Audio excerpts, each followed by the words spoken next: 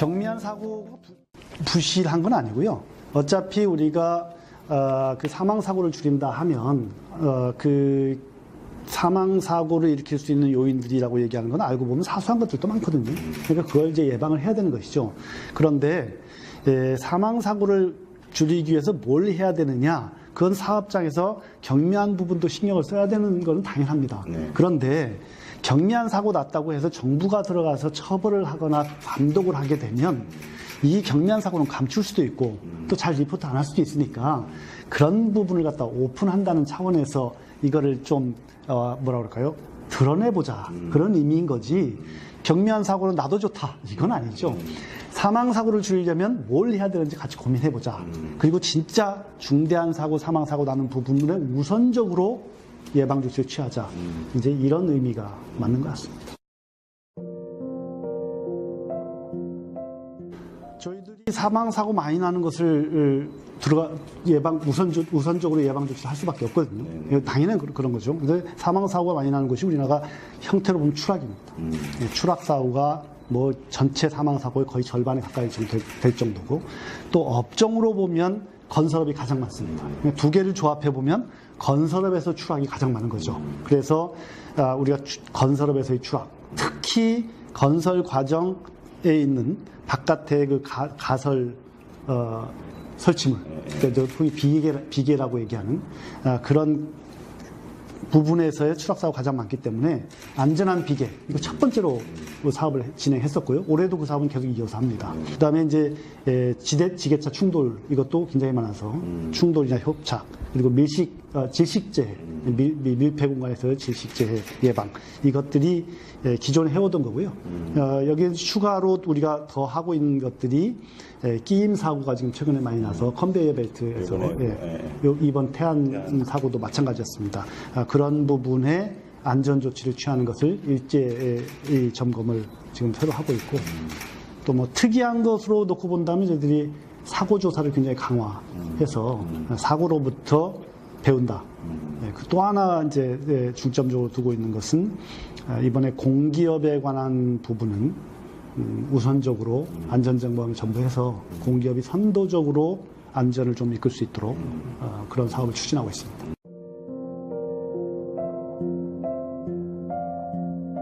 낮으니까 우리가 만 명당 몇 명이 사망하느냐 이걸 놓고 보는데, 아직 공식 통계가 나오지 않아서 정확하지는 않지만 만 명당 한 0.52명, 그러니까 10만 명당으로 치면 5.2명이 사망하는 것이 그 전에 통계였는데, 작년도에 그거보다는 약간 낮아지는 걸로 지금 잠정적으로 보여집니다. 그래서 전체적으로 조금 이제 안전 쪽으로 가고 있는데, 아직은 갈 길이 좀 먼 형편이죠.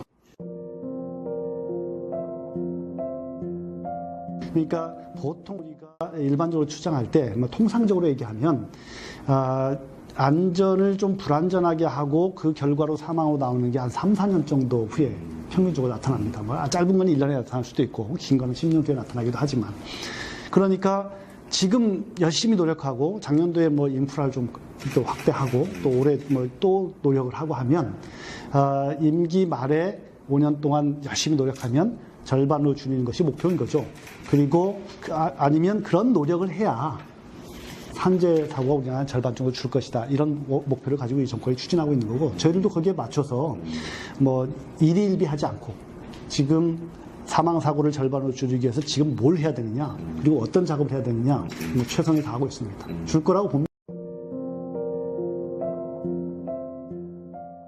선진국이라고 해서 사고가 없냐, 그건 아니고, 뭐 예를 들어서 독일 같은 데가 공식적으로 산재 환자가 나오는 게 80만 명에서 100만 명 1년에 그렇게 나오거든요. 우리나라에 비하면 재해자 수로 보면 10배 정도 되는 거거든요. 그런데 우리나라가 1년에 이제 산재 환자가 공식적으로 한 10만 명 정도 되니까. 그런데 차이가 뭐냐면 선진국으로 가면 사망자나 중상해자가 우리나라보다 훨씬 적습니다. 그러니까 뭐 그 공식 통계로 놓고 보면 우리나라는 아마 리포트가 다 안 돼서 그런 측면이 있을 텐데, 리포팅이 거의 된다고 보는, 뭐 드러나는 것이 거의 나타난다는 걸 보면 사망 사고나 중대 사고가 선진국에서 훨씬 높으니까 이제 사고를 다 줄이자 그러면 일단 눈에 보이는 걸 줄이게 되거든요. 그러다 보면 사소한 거에 신경을 쓰게 되고 정작 중요한 걸 놓치게 되니까 그걸 지금 안전한 국가를 만들려고 그러면 일단 사망사고, 목숨을 잃지 말아야 된다. 그 다음에 후유장애가 남는 뭐 중상해제, 이거를 줄이는 걸 바꾸고, 나머지 그럼 사소한 재해는 어떻게 되느냐? 우리가 자동차 사고 나면, 접촉사고 나면 신고 안 하잖아요. 네, 경찰이 와서 조사하고 이건 행정력 낭비라고 보는 거죠. 그거는 개인들이 조심하면서 알아서 해야 될 민간의 영역인 거고, 아주 뭐 음주운전을 한다든가, 난포운전을 한다든가, 또는 뭐 시설물이 잘못해서 대형 사고가 나는 건 국가가 관리해야 되잖아요.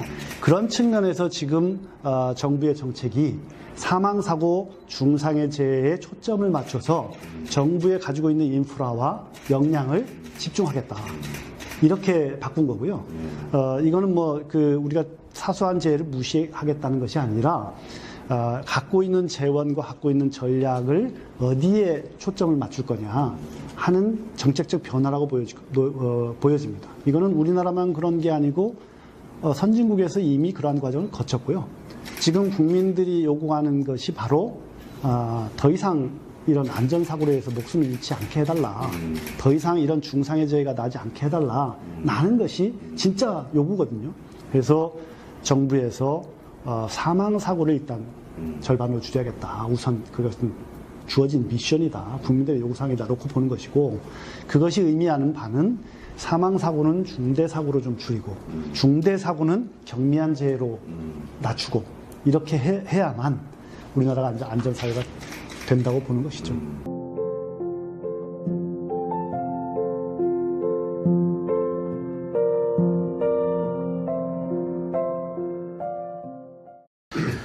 예, 한화대전에서 했던 공장의 폭발 사고는 작년에도 폭발 사고가 있어서 5명이 사망했는데 채 1년이 지나지 않아서 또 폭발 사고 나서 안타깝게 3명이 사망이 되는 그런 사고가 됐습니다. 그래서 저희들이 그 한화 공장은 지금 여러 가지 조사와 진단을 하고 있는데, 그 화약을 사용하고 또 그 추진체를 사용하니까 이게 폭발의 위험이 항상 있는 곳이라서 근본적으로는 그 수작업을 좀 없애는 것이 근본적인 작업이라고 봐요. 대책이라고 봐요. 그래서 공정에서 수작업을 하는데 자동화시킬 수 있는 부분들 좀 파악을 이번에 해보려고 하고, 불가피한 경우에는 원격 작업을 하거나 또는 작업할 때 좀 더 그 폭발을 방지할 수 있는 절차를 마련하는 것이 필요하다고 이번에 판단이 돼서 조사 중이고요.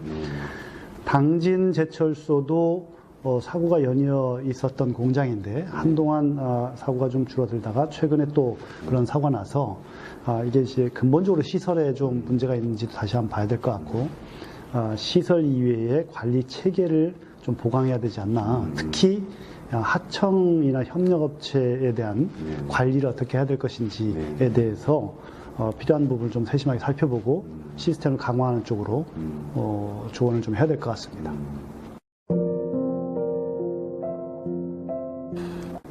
우리나라에서 지금 화두가 되고 있는 것이 안전의 외주화, 위험의 외주화, 뭐 이런 얘기들이 되고 있어서 위험의 외주화에 대한 부분을 좀 근본적으로 개선하는 것은 사실은 좀 직영을 해서 직영 근로자들, 직영 노동자들은 아무래도 이제 회사에 직접적으로 열악한 부분을 개선하는 것을 건의한다든가 얘기할 수 있다든가 하는 게 있기 때문에 그 부분이 있을 수 있는데, 모든 부분을 다 뭐 직영으로 하는 것은 또 어려운 점이 있기 때문에 그런 협력업체나 하청업체가 들어오게 되면 원청이 협력업체나 하청업체의 안전관리를 어떤 방식으로 해 나가야 될지, 또 하청에 들어온 그런 노동자들에 대한 안전관리는 원청에서 어느 정도 책임을 져야 될지, 하청에서 책임을 진다 그러면 그걸 원청하고 어떻게 협력관계를 유지해야 될지, 이 부분을 한번 새롭게 모색을 해야 된다고 봅니다. 최근에 원청이 책임 강화되고 있기 때문에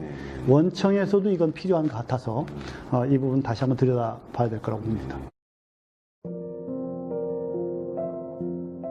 저희들 나름대로 준비를 하고 있는데요. 원래 이제 기탁을 하게 되면 기탁하는 자와 협의를 해서 그 특정 용도로 사용하게 되어 있기 때문에 삼성전자와 반올림과 협의 과정에서 그 사용하기로 된 기본적인 조항이 있습니다. 그 범위 내에서 사용을 하려고 하는데 그게 바로 전자산업안전보건센터를 설립하는 비용으로 사용한다. 그리고 산지 취약계층의 인프라 지원 비용으로 사용한다. 근데 이게 지금 삼성에서 문제가 됐던 부분이 첨단 산업, 반도체 공정 또는 디스플레이를 제조하는 공정이잖아요. 이런 첨단 그 공정은 뭐 우리나라가 지금 최첨단을 갖고 있기 때문에 선진국에서 어떤 일이 있었는지는 없어요. 지금 최근의 공정은. 그래서 우리나라에서 개발하는 새로운 신공정, 새로운 화학물질 이런 거에 대한 조사, 그 다음에 연구, 그 다음에 관리의 지원, 표준 이런 것도 만들 그 전자산업안전보건센터를 하나 짓고 그 다음에 그 산재 인프라 취약계층의 인프라 지원이라고 해서 건설 일용자나 또는 서비스업에 종사하는 플랫폼 노동자들이나 뭐 이런 거를 지원하기 위한 그 방안 센터 또는 방안 이런 거를 지금 어떻게 설립할지 어떻게 사용할지 기본 계획을 수립하고 있고 향후에 그 고용노동부나 기재부나 또 삼성전자와 반올림 협의를 통해서 확정할 계획이 있습니다.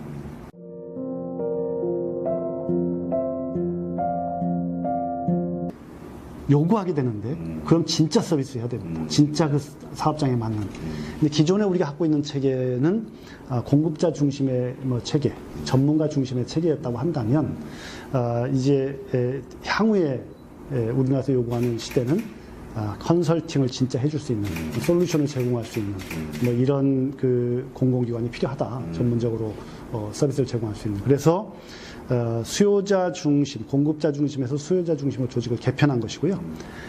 두 번째는 전문적인 판단을 그럼 해야 됩니다. 그래서 과거에는 우리가 기술적 전문가로서 일정 지식을 갖고 있으면 됐는데 지금은 맥락적으로 지역적 맥락이나 그 사업장의 맥락이나 거기에 그 일하는 사람들의 전반적인 문화 수준이나 인식 정도 이걸 보고 판단을 해줄 수 있는 전문가가 필요합니다. 그래서 그런 전문성을 향상시킬 수 있는 체계.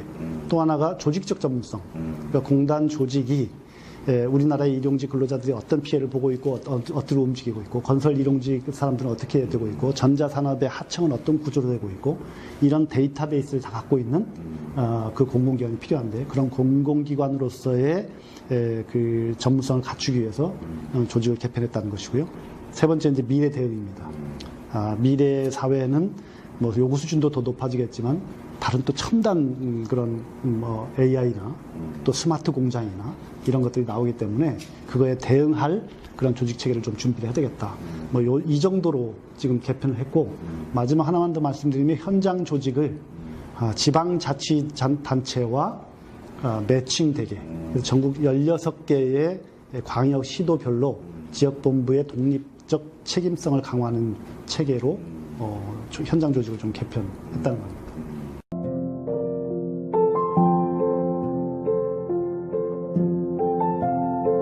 저희 공단이 지금 1,700명의 임직원이 지금 일을 하고 있습니다. 근데 최근에는 워낙 수요도가 갑자기 급증하는 바람에 우리 갖고 있는 인력만 해도 정말 일손이 부족할 형편입니다. 근데 뭐 어느 조직이나 어느 시대에나 인력이 부족하다는 것은 만고불변의 진리잖아요. 그래서 저희들은 꼭 뭐 인력 충원은 최대한 노력을 하겠지만 가지고 있는 이 인력 그 양과 질의 이 인력 재원을 가지고 어떤 전략을 써야 될지, 어떤 정책을 펴야 될지, 그리고 무슨 일을 해야 될지를 더 많이 고민하기로 했습니다. 그래서 이번 조직 개편도 그런 일환이었고요. 그런 거의 일환이었고, 그래서 근본적으로는 이 절대적으로 부족한 민간 인프라를 갖다가 커버하기 위해서 공공 부분의 조직이나 인력이나 예산을 좀 확대하는 것은 당분간 필요할 것 같습니다. 그래서 그 부분은 같이 노력하려고 하고. 현재 부족한 부분이나 당장 필요한 부분에 대해서는 우선순위를 좀 바꿔서 이 문제를 해결하려고 생각하고 있습니다.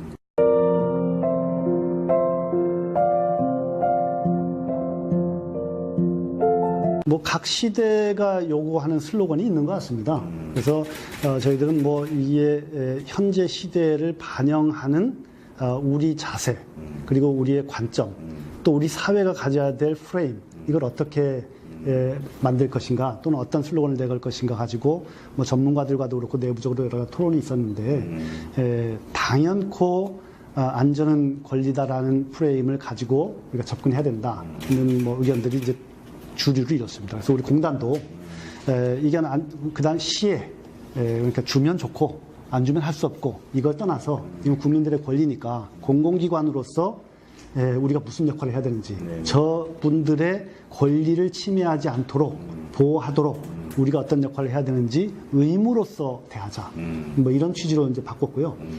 사회에도 메시지를 줄 때 안전이라는 것이 해도 되고 안 해도 되는 것이 아니라 위험을 창출하는 자, 위험의 생산자 이 사람들은 남의 권리를 침해하는 것은 더 이상 사회가 용납하지 않는다. 그런 의미에서 안전은 권리로 생각을 하고 국민들의 권리를 생각하고 설계를 하자. 민간이든 공공이든 뭐 그런 의미로 저희들이 안전은 권리다라고 슬로건을 바꾸게 됐고요. 뭐 지금까지 반응이 괜찮은 것 같습니다. 뭐 당연히 기업에서는 부담이 될 것 같습니다. 근데 이제 과거의 기업의 부담이라고 얘기하는 게 그냥 정부를 상대로 생각한 규제 이렇게 생각했거든요. 근데 지금은 뭐 사업주들께서 잘 아시다시피 안전은 단순히 정부의 규제 때문에 부담을 느끼기보다는 사회의 요구 때문에 부담을 느끼실 겁니다. 국민들의 요구 수준이니까요. 이거는 정부에서 어떤 압력을 가해서 생긴 것이 아니라 자연 발생적인 시대적 흐름이고 그 뭐 역사적인 그런 흐름의 그 중간에 있는 것 같습니다. 그렇기 때문에 사업주들께서도 경영자들께서도 이 대세를 거스를 수가 없거든요. 또 국민들의 요구 수준을 거스르고 그 사회에서 사업을 할 수가 없거든요. 그러니까 이제 안전을 해야 되는 거니까 그냥 무조건 예산을 들리거나 무조건 뭐 인력을 들려달라가 아니라 어떻게 안전을 확보하면서도 경쟁력을 가질 수 있을까? 이 경영이 노하우잖아요. 그리고 그게 경쟁력이고 그런 차원에서 같이 고민해야 될 것 같습니다. 시대를 읽는 경영자라고 하면 우리가 품질을 무시하고 사업을 성공할 수가 없잖아요. 제품을 생산하든 서비스를 하든 마찬가지로 이제 안전을 무시하고 사업을 성공할 수 있는 시대가 아니게 된 거죠.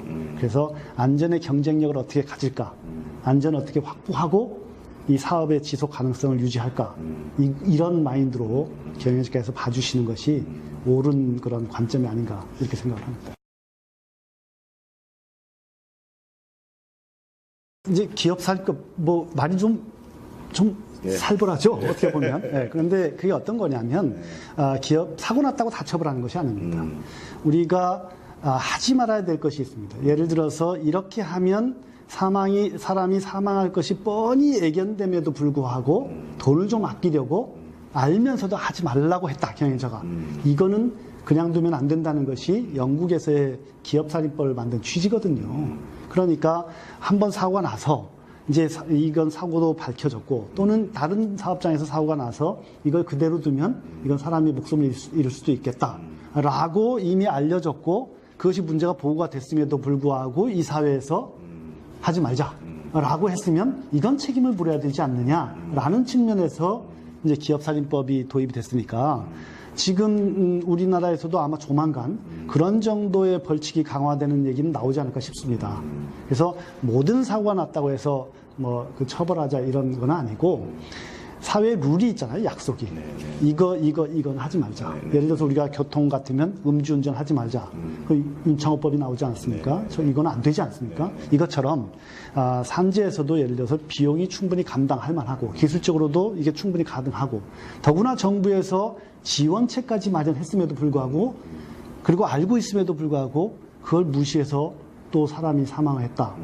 이건 처벌을 강화하는 이건 살인에 준한 거 아니냐라고 보는 게 이제 기업살인법이거든요. 그래서 향후에는 무조건 처벌을 강화하는 것이 아니라 사회가 암묵적 동의를 한 또는 공개적으로 동의를 한 부분에 대해서는 책임을 더 강하게 물을 것이고 그렇지 않은 부분은 도와줘야죠.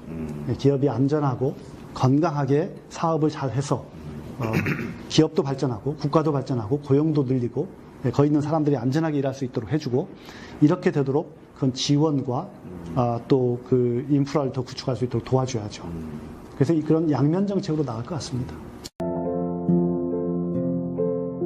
전국적으로 우리가 추구하는 것은 안전 문화를 정착시키고 안전 문화를 좀 확보하는 것이지만 그걸 구호성으로 하는 시대가 이제 더 이상 아니게 됐다는 것이죠. 그런 측면에서 저는 이 모든 것들이 안전 문화를 확보하기 위한 과정이라고 보여집니다. 그리고 그 결과로서는 안전 문화가 확보될 거라고 생각을 합니다.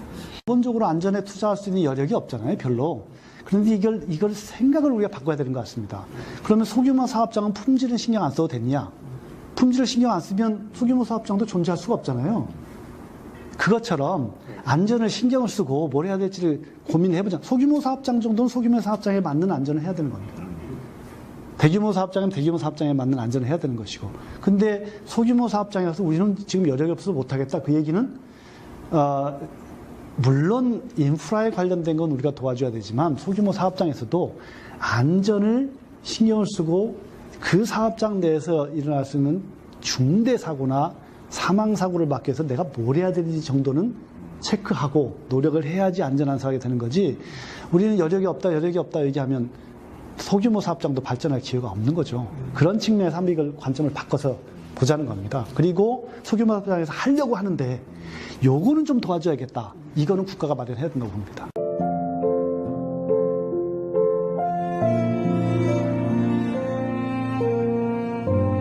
지방자치단체의 그 안전사업들 많이 합니다. 지방자치단체가 첫 번째로 목표를 두고 있는 게 재난안전이라고 해서 이제 재난이 발생하면 어떻게 대응할 것인가 하는 부분을 많이 하지만 지방자치단체에서도 자기 지역 내에 있는 시민이잖아요. 자기도 뭐 구면 구민이고 시면 시민이고 이 사람들의 안전사고가 줄어들어야 안전도시 건강한 도시가 되니까 산재 부분에서도 이게 사고를 줄여야 되겠다는 것이 현재 뭐 공통된 그런 지방자치단체장들의 그 목표고 관점입니다. 예를 들어서 지금 서울시 같은 경우도 산업안전과를 따로 만들었고 산업안전 감독 전문관도 도입을 하고 있고 경기도도 그렇게 하고 있고요. 그런데 아무리 지방자치단체가 새로 시작한다고 하더라도 의지를 갖고 있다 하더라도 그쪽도 또 경험도 적고 또 공무원 수도 적잖아요. 이거를 우리 같은 공단이 하고 있는 사업하고 같이 협업을 해서 하게 되면 시너지 효과가 나타나니까 그러면 광역 지방자치단체별로 우리 공단도 지역 체계를 바꿔줘서 지방자치단체하고 협업을 하는 걸 좀 강화해야 되겠다. 그래서 그동안은 저희가 지역본부가 광역만 있었어요. 서울, 인천, 그리고 대구, 그다음에 부산, 광주, 대전 이렇게 이제 광역시가 지역본부였는데 이번에는 그냥 16개의 광역시도별로 지역본부를 독립성을 줘서 사업 계획을 좀 짜고 지자체와 협업을 좀 강화하는 체계로 좀 세분해서 체계를 만든 겁니다. 전 세계의 추세를 보면 일정 부분 경제가 개발되거나 국민 소득이 높아지게 되면 안전에 대한 패러다임이 자연스럽게 바뀝니다. 과거에는 우리가 안전이라는 걸 무시했을 때는 뭐 정부뿐만 아니라 사람들도 사고 나는 것이 재수가 없어서 사고 나는 것, 뭐 이렇게 보거나 개인의 불운 이렇게 뭐 보는 경향이 좀 있었다면 지금은 누군가 잘못에 의해서 사고라는 피해를 당했다는 것으로 인식을 하게 되거든요. 우리가 길거리 가다가 뭐 좀 넘어져도 그런 생각을 하게 되고 또 더구나 시설물들 뭐 기차라든가 또는 배라든가 이런 교통수단 되면 그거는 개인 잘못이 아니잖아요. 네네. 그러니까 이걸 나한테 피해된 것이 이게 누구의 원인이냐, 누구의 잘못이냐 이건 뭐 따지기가 개인적으로 따지기가 굉장히 힘듭니다. 그래서 이 국민들을 보호해야 되는 국가가 있는 것이고 우리가 세금 내는 이유가 거기에 있는 것이고 그러니까 n분의 1의 국민들의 권리에 해당되는 걸 보호해야 하는 것은 국가의 책임인 것이고 이런 것들이 지금 표출되는 거죠. 사고라는 걸 통해서 뭐 그런 현상으로 보여집니다. 안전은 제3자가 할 수 있는 건 아닙니다. 아마 사업주는 안전에 대한 기본적인 장치나 이런 걸 다 도입해야 되지만 실제로 현장에서 안전이 정말 확보가 되려면 현장에 일하는 사람들이 같이 그 안전 조치나 또는 안전에 주어진 조건 정도에서 최대한 노력을 같이 해야 됩니다. 그래서 모든 권리에는 또 책임이 따르잖아요. 네네. 그러니까 한편으로 안전을 권리라고 얘기하는 부분의 이면에는 안전 부분의 일정 부분 또 같이 노력해야 되는 책임이 있는 거죠. 본인의 안전도 확보되고 동료의 안전도 확보되고 기업의 안전도 확보가 되는 거거든요. 그런 의미에서 안전의 권리다라고 지금 얘기하는 거에 한편으로는 안전은 책임이다 있는 것이 같이 있다고 보여집니다. 다 함께 노력해 주시길 좀 부탁을 드리고 싶습니다.